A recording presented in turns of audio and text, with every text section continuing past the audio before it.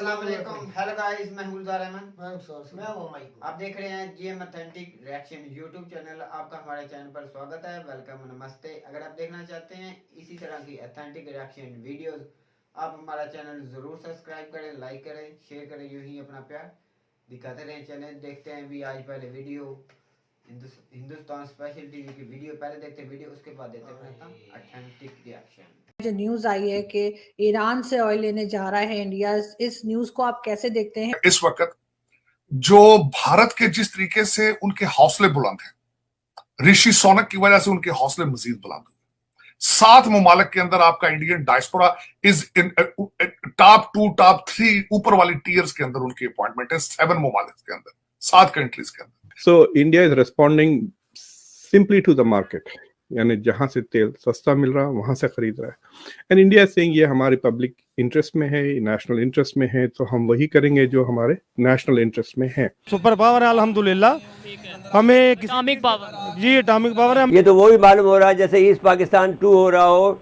East Pakistan में जिस तरह से कि हमारे आप तबाही खुद अपने हाथों से की है, ऐसे ही हम अपने मुल्क की इस वक्त पाकिस्तान की तबाही करने जा रहे हैं। मतलब एक मुल्क के कितने टुकड़े करेंगे आप? जो पाकिस्तान की मौजूदा सिचुएशन है, आपको नहीं लगता कि अगर वो तैयार हैं तो कामयाब हो सकते हैं? कल भारत आ जाएगा, उसके आगे भी घुटने टेक देंगे, परसों तालिबान आके टेक ओवर कर लेंगे, उनको उसके भी आगे घुटने टेक देंगे। क्लियरली बताऊं कि अवाम लाहौर कैंट में पहुंच चुकी थी और जो आर्मी के टैंक हैं वो बाहर आ चुके थे, अवाम आमने सामने हो चुकी थी। नॉट ओनली दैट, ईरान में जो अफगान रेफ्यूजीज हैं उनको भी वैक्सीन इंडिया ने प्रोवाइड की थी। तो इन चीजों के बाद they are in a leading position in the world. ये सिर्फ आपके रीजन में नहीं है, इन द वर्ल्ड। आप G20 की बात कर रहे हैं, they are very suitable candidate to become a member of the security council. नमस्ते दोस्तों, जय हिंद। हिंदुस्तान स्पेशल में आपका स्वागत है दोस्तों। जैसा कि दोस्तों आपने क्लिप में देखा, पाकिस्तान मीडिया ये चर्चा कर रहा है कि ईरान भारत को तेल की सप्लाई करने के लिए बिल्कुल तैयार है। भारत में ईरान के राजदूत डॉक्टर इराज इलाही ने शुक्रवार को कहा कि भारत और ईरान के बीच गहरे संबंध हैं। उन्होंने तेल की आपूर्ति को लेकर बड़ा बयान दिया है। उन्होंने कहा है कि प्रतिबंधों के बावजूद तेहरान भारत में तेल की आपूर्ति जारी रखेगा। दूसरी तरफ पाकिस्तान में गृह युद्ध जैसे हालात बने हुए हैं। इमरान खान के आजादी मार्च में पिछले 5 दिनों में 5 जानें चली गई हैं और पुलिस इन हालातों को काबू करने में नाकाम रही है। पाकिस्तान में अफरा तफरी का माहौल है। इमरान खान शरेआम ISI और फौज का नाम लेकर सीधे तौर पर हमला बोल रहा है। पाकिस्तान में लोग पाकिस्तानी आर्मी के खिलाफ ही उठ खड़े हुए हैं। तो चलिए दोस्तों, आज की वीडियो की तरफ चलते हैं। Thank you so much. सुनने में यही आया है, जो न्यूज आई है कि ईरान से ऑयल लेने जा रहा है इंडिया, इस न्यूज को आप कैसे देखते हैं? और दूसरा, ईरान की क्या इम्पोर्टेंस है इस रीजन में, स्पेशली जहाँ पे हम लोग हैं, इंडिया है, पाकिस्तान है और बाकी, क्योंकि जो सैंक्शंस लगी हुई हैं उनके बारे में भी बात की जा रही है कि शायद हट जाएं। देखिए, मतलब there are many issues. India की जो ऑयल पॉलिसी है, अमेरिका के सैंक्शंस और अमेरिका और वेस्टर्न ममालिकों के सैंक्शंस के बावजूद इंडिया ने अपनी स्ट्रेटेजिक ऑटोनॉमी मेंटेन करके रशिया के साथ अभी भी वो ऑयल के मामले में ट्रेड कर रहे हैं। और आपने देखा होगा कि 1 महीने के लिए मेरे ख्याल से सितंबर या अगस्त में इंडिया की ऑयल परचेजेस रशिया से कम हुए और फिर बढ़ गए। So India is responding simply to the market, यानी जहां से तेल सस्ता मिल रहा वहां से खरीद रहा है। एंड इंडिया सेइंग ये हमारे पब्लिक इंटरेस्ट में है, नेशनल इंटरेस्ट में है, तो हम वही करेंगे जो हमारे नेशनल इंटरेस्ट में है। और इंडिया के इन तीनों मुल्कों से ताल्लुकात अच्छे हैं। अमेरिका के साथ क्वाड में है, अमेरिका के साथ तकरीबन I2U2 में है, यूनाइटेड अरब एमिरेट्स के साथ भी है, सऊदी अरेबिया के साथ भी इंडिया के ताल्लुकात अच्छे हैं और इजराइल के साथ तो है ही। तो India has to play the same game जिस तरह वो रशिया के साथ और अमेरिका के साथ खेल रहा है, यानी playing with both partners. Middle east में ये और कॉम्प्लिकेटेड हो जाता है। तो India has to play with Saudi Arabia and Iran, with Israel and Iran, with UAE and Iran.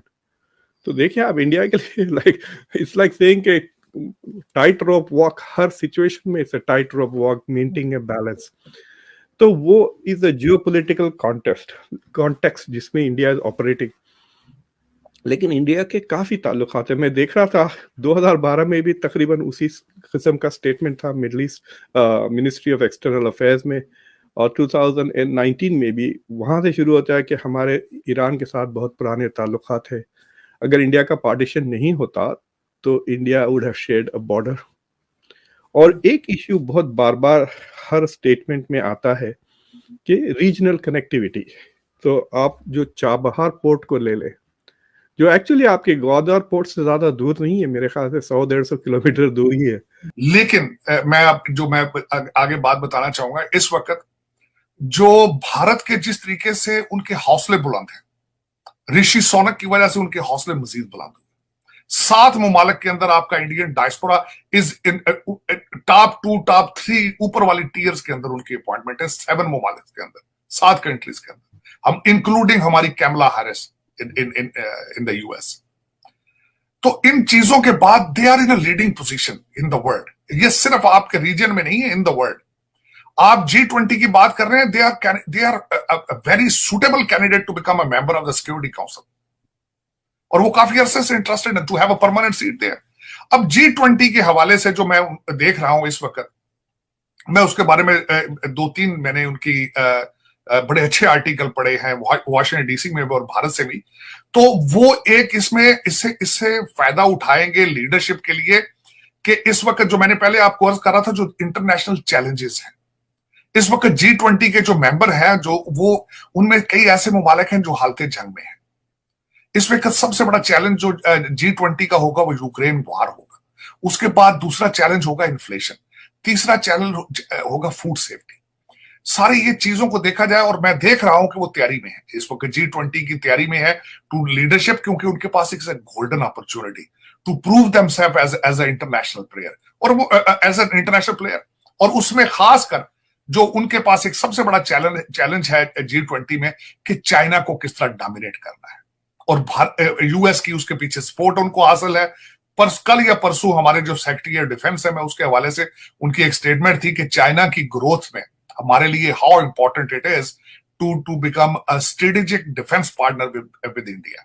वो लद्दाख में एक दूसरे के आमने सामने खड़े, आंखों में आंखें डालकर, लेकिन दुनिया के बहुत बड़े ट्रेड पार्टनर भी हैं एक दूसरे के साथ। लेकिन हम उन चीजों से हम बहुत पीछे हैं, क्योंकि हम मैच्योर नहीं है किसी चीज में भी। अब देखें, आपने भारत से दालें लेनी बंद कर दी हैं, और आपकी दालें पाकिस्तान में बहुत ज्यादा महंगी हैं। आप इस वक्त टमाटर और प्याज अफगानिस्तान से ले रहे हैं, लेकिन अमृतसर बिल्कुल आपके साथ पड़ोस में है। 5 लोगों की जानें जा चुकी हैं अब तक, और अभी तो खून मजीद बहना है। अभी तो इनके आसार नजर आ रहे हैं। आप देखिए, आज गवर्नर हाउस में पुलिस नहीं आती, पंजाब पुलिस उसको प्रोटेक्ट नहीं करती। मतलब एक मुल्क के कितने टुकड़े करेंगे आप? कब चैन मिलेगा आपको? एक मुल्क में देखिए, तालिबान के खिलाफ ऑपरेशन करना मुश्किल फैसला था, इंतजार किया गया, टाइमिंग बहुत जाया की, लोग मरे, कितने लोग मर चुके हैं जिसका बार बार इमरान खान साहब जिक्र करते हैं। उन्होंने गले काटे, उन्होंने लाशें टांगी, स्वाद हो गया। हम कंसेंसस नहीं बिल्ड कर सके कि हमने करना क्या है। तो हमें ये पता है देखिए, इमरान खान साहब वक्त कुछ नहीं करना चाहते, जख्मी जरूर हैं, लेकिन थमने को, दम लेने को, सांस लेने को, ब्रेक लगाने को तैयार नहीं है। जैसे आपने इशारा किया कि आज लाहौर के गवर्नर हाउस में जो कुछ हुआ, यूं लग रहा है कि जैसे तहरीक इंसाफ ये प्लान किए हुए है कि जो वफाक की इकाइयां हैं, बड़ा सिंबॉलिक था ये एहतजाज कि वफाक की इकाइयों पर चढ़ दौड़ना है, आपने सीसीटीवी कैमरे उखाड़ देने हैं, आग लगा देनी है, अब टायर नजर आतिश कर देने हैं, गेट वहां से हिला देने हैं। इंडिया को क्यों इतनी स्ट्रांग कंट्री बोला जाता है पूरे वर्ल्ड में? और भाई वो UNSC की जो परमानेंट मेंबरशिप है, जो परमानेंट सीट है, पहले 5 जो है वो छठा वो बनने नहीं, मेंबर अभी नहीं है, लेकिन वो कहते हैं कि हमें सीट मिलनी चाहिए और हम हकदार हैं।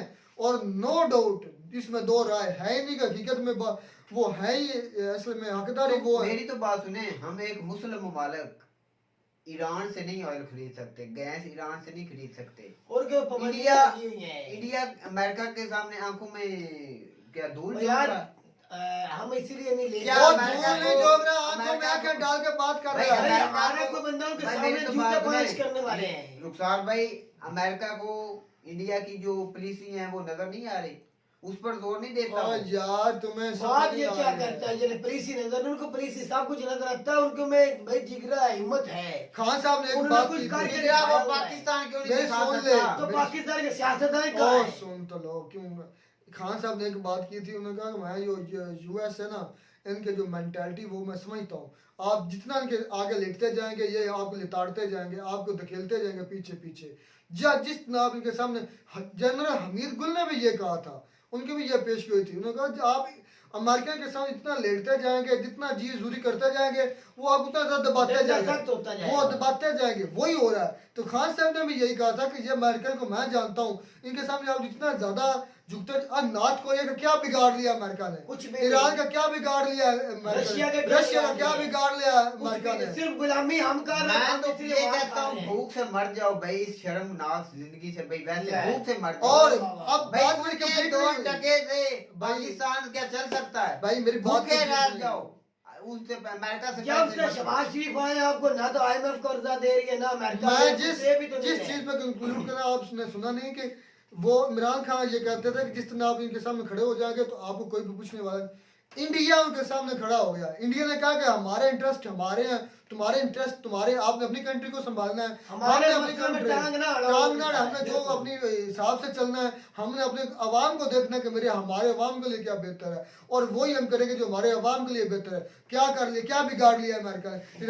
ईरान के साथ करना नहीं चाह रहा, रशिया के साथ नहीं कर रहा, रशिया में वोट नहीं दे दिया। तो बात सुने, हर चीज हमारी है, एशियन की है, राजू अमेरिका कर रहा है भाई। अब भाई मेरे ये क्या, मुझे तुझे समझ नहीं आ रही भाई। अमेरिका बोलेगा तो हम ईरान से और चाटो तलवे उनके जाओ तो भाई। अमेरिका जो कहेगा वो ही करेंगे। हमारे जो लीडर है ना वो लीडर नहीं नेशनल तेरा लीडर नहीं, तेरे आर्मी चीफ किस तरह खड़े हुए थे, नेशनल पे गलत है हमारे जो लीडर। और यार तेरे अमेरिका के सबसे बड़े बेगैरत आर्मी है, हकीकत है। वो इस तरह खड़ा हुआ था आर्मी चीफ, इस तरह जिस तरह पता नहीं कोई गुलाम कैद किया हुआ है, और वो तो दूसरे अमेरिकन दिफा के भाई 1-2 बिलियन लेने गया था हमारा आर्मी चीफ। भाई हमें दे दो, हम भूख से मर रहे हैं, और शर्म से मर जाओ भाई। चलो गुलजार तू आज शर्म करा ले इन्हें। और इंडिया हर मुल्क से आयल खरीद रहा है, जहाँ उसे पता चलता है सस्ता तेल हमें मिलता है। अच्छा गुलजार जो जरदारी और नवाज शरीफ और शहबाज शरीफ के बच्चों का सबसे बड़ा दुश्मन गुलजार है। वो कह रहा है कि आप आकड़ जाओ, उन्हें बेर जाओ, और भाई उनके बच्चे कहाँ से खाएंगे आकड़ जाएंगे तो? वो बाहर कंपनियां के मालिक कैसे बनेंगे? वो का बाहर इतने बड़े मालहात कैसे बनाएंगे भाई? हाँ। वो तेरे लिए हुकूमत नहीं करते। उनकी बात करना, जनरल की बात वो तेरे लिए का बात नहीं, जनरल भी आ गए इधर में, आ गए इधर ही है। वो हम तेरे लिए, तेरे पाकिस्तान हमारे लिए नहीं वो हुकूमत करने आते या आर्मी चीफ बनते, वो अपने आप बच्चों के लिए करने आते मेरा भाई। हमें तो इस्तेमाल कर रहे हैं।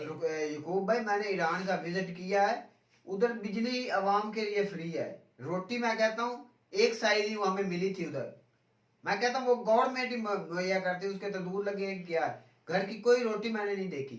जहां भी गया हूँ एक रोटी का साइज है, रोटी तक फ्री देते हैं, बिजली फ्री है, ऑयल इतना है उसके पास कि मैं कहता हूँ देख रहे हमसे उनका रुपया हमसे जोड़ता है। फिर भी हमको ये फायदा है कि उसका रुपया करेंसी भी उसके जो हमारी है ना उससे बड़ी है ईरान के साथ, हमारी करेंसी बड़ी है, तो हम उससे नहीं ले सकते, रशिया से नहीं ले सकते। ओ भाई आप गुलामी करने पड़े मेरा भाई, आप लेंगे तो आपके ऊपर पाबंदियां लग जाएंगी। पाबंदियां जाए बाढ़ में, हमें तो चाहिए अपनी फैसिलिटी। इंडिया पे क्यों लगी? इंडिया ताकतवर एक मुल्क है, वो ताकतवर नाटक में हम क्यों मरे, डूब के मरे? हमारे सियासतदान मरे, आपके आर्मी चीफ सियासतदान नहीं, मैं तो खुला बरमला कहूंगा।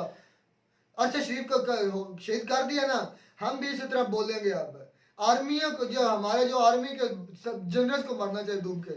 फिर पूरे मुल्क के अंदर एक आवाज निकले ना, जहां बाजवा मिल जाए और राणा मिल जाए, दोनों को दिन दिहाड़े मार डालो। आर्मी का सारा कसूर है, इनके सियासतदानों का भी इतना कसूर नहीं है। शुरू से ही आर्मी कंट्रोल कर रही है, आर्मी तलवे चाट रही है, आर्मी को मिलते हैं पैसे, डॉलर्स मिलते हैं अमेरिका से। अब 550 मिलियन मिला नहीं F-16 की रिपेयरमेंट के लिए, कहाँ जाएगा वो? पता ही नहीं चलना कहाँ, कभी उसको ऑडिट करना है किसी ने? और जो होता है मिलते हैं आर्मी चीफ को, कहा यही अच्छा चीफ ने सवाल उठाए थे। फिर आपकी समझ नहीं आ रही, पिछली वीडियो के अंदर आप बोल रहे थे कि ये हालात बुरे होने जा रहे हैं, अवाम और आर्मी को खिलाफ बोल रही है। अब आप कह रहे हो अच्छा है आर्मी बार को, आर्मी तो नुकसान हमें करा रही है। और मैं ये कह रहा हूँ कि इस सूरत में लॉन्ग मार्च करना इमरान खान का नहीं ठीक था, आर्मी के खिलाफ तो मैं भी बोल रहा था। ये यकूब को समझ नहीं आती कि इस वक्त फलाप हुआ, इसको कत्ल करेंगे। ये जो नासर अवाम में लगे फिरते हैं ना, ये इमरान साहब को खत्म करेंगे। हमारी ये सारी उम्मीदें हैं वो इमरान खान साहब पर हैं। हम तो ये मरते हैं, तो फिर वो मुल्क छोड़ के चले जाए, मुल्क छोड़े, हम हिफाजत करें। अभी लॉन्ग मार्च, अगर वो लॉन्ग मार्च में नहीं जाते, एक उम्मीद है वो भी डूब गई, तो मैं कहता हूँ मरना है तो उसको घर बैठे को भी मार डालेंगे।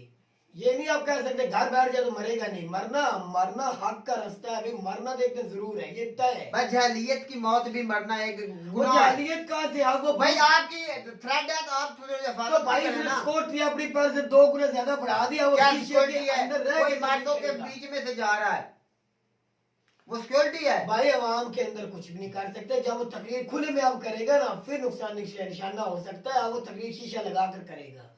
बात मुझसे इतनी है भाई गुलजार, हम जो मर्जी करते रहे। इंडिया की मैंने एक वीडियो में पहले कहा था 5 घी में है।